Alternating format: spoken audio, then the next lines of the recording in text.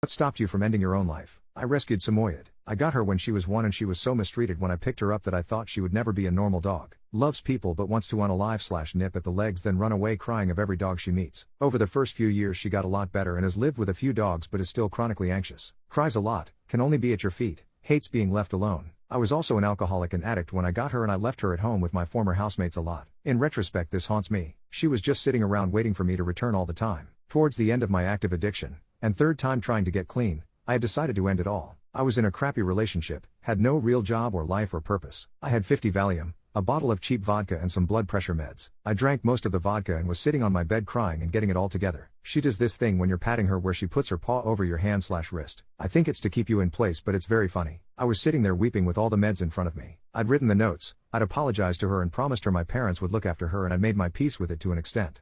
I was unscrewing the cap of the Valium bottle and she kept putting her hand over mine even though I wasn't touching her. She also has these very distinct piercing eyes and she looks into your soul. She did this maybe 8 times while she stared at me. I literally couldn't unscrew the cap. I shooed her off the bed but she kept running around and hopping back up. Then she laid down and put her boofy cotton ball head on my lap and just stared at the wall inside. I took that as he's leaving me. I thought we were doing this together. I don't want to be alone again. Then, like a going into the light moment, the idea of her waiting around for me to wake up for the rest of her short life rushed through my head and it split me in half.